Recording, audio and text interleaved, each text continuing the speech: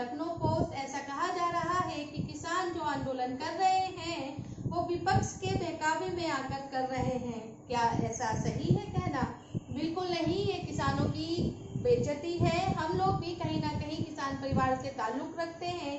किसान पढ़ा लिखा होता है, समझदार है, वैज्ञानिक है, अर्थशास्त्री है, उसको पता होता है कौन सी खेती में कितना लागत लगेगी, कितनी खाद लगेगी, कितना फायदा वो पहुंचाएगी, उसे कितना उस खेती से मूल्य मिलना चाहिए। ये किसान का अधिकार है।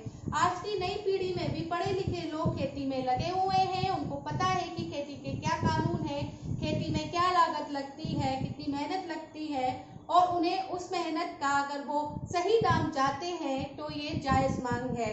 सरकार जो 3 कानून का किसानों के ऊपर लेकर आई है उसका देश भर में विरोध हो रहा है। अब एक देश, एक मंडी और किसानों की आजादी का नाम लेकर आए ये 3 कानून किसानों को ही नहीं, आम इंसान की जिंदगी को भी प्रभावित करेंगे। हम में से जो किसान परिवारों से ताल्लुक रखते हैं उन किसानों को भी बंधुआ बनाने की साजिश है। एमएसपी को भी खत्म करने और जमाखोरी की इजाजत देने के बाद सभी खाद्य वस्तुओं की कीमत मुनाफाखोर कंपनियों के हाथों में होंगी, बाजारों के हाथों में होंगी, और जब किसान फसल लगाएगा तब दाम कम होंगे, और जब कॉर्पोरेट इसे खरीदेगा तब वो अपनी मनमर्जी दामों से बेचेगा।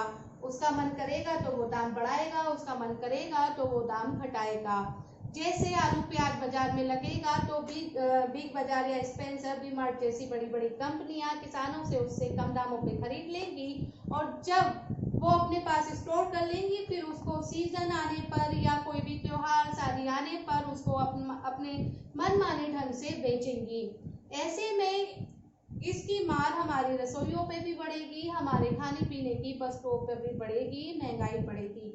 समझते हैं इन 3 कानूनों के बारे में। सरकार जो किसानों के लिए 3 कानून लाई है उसमें पहला कानून है किसानों की उपज, व्यापार तथा वाणिज्य प्रोत्साहन तथा सरलीकरण अधिनियम 2020। इस विधेयक के पास होने के बाद ट्रेड एरिया में बदलाव हो गया। अभी तक राज्य सरकार अपने प्रदेश में एपीएमसी एक्ट के तहत मंडी बनाती है। किसान और ट्रेडर्स के बीच में व्यापार इसी मंडी में होता है। ये फॉर्मेट बहुत अच्छा था। एक मंडी 200 से 300 गांव देखती थी। उन मंडी में किसानों को अपना माल रखने, ट्रेडर से बात करने के लिए, रात को ठहरने के लिए भी व्यवस्था थी। कमीशन एजेंट इस मंडी से खरीद कर आगे बेचते थे। अब क्या होगा, मंडी के बाहर भी ट्रेड एरिया कर दिया है। कारपोरेट जगह जगह अपनी प्राइवेट मंडी बनाएंगे और बाद में ये मनमाने ढंग से खरीदेंगे।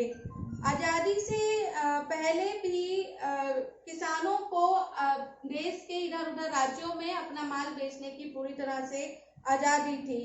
अगर सरकार ये सोचती है कि ये मॉडल बहुत लाभदायक होगा तो बिहार में इस मॉडल को अपनाया गया था जो कि असफल था, क्योंकि हमने अभी देखा कि प्रवासी मजदूर जब वापस लौटे तो सबसे ज्यादा बिहार राज्य के ही मजदूरों की वापसी थी। कानून है मूल्य आश्वासन तथा कृषि सेवाओं संबंधी किसानों का सशक्तिकरण तथा संरक्षण समझौता अधिनियम 2020। इस कानून के आने के बाद ट्रेडर की परिभाषा में बदलाव हो गया है। ट्रेडर को राज्य सरकार द्वारा लाइसेंस दिया जाता है। सरकार इन कमीशन एजेंट की पूरी जांच पड़ताल के बाद ही लाइसेंस देती है। किसान इस पर पूरा भरोसा करते हैं, लेकिन अब नया रूल आने के बाद ऐसे भी लोग काम कर पाएंगे जिनके पास प्रॉपर लाइसेंस नहीं होगा। ऐसे में किसान फ्रॉड का शिकार हो सकते हैं। बड़ी बड़ी कंपनियां जैसे चिप्स बनाने वाली, सॉस बनाने वाली कंपनियां सीधे किसान से करार करेंगी।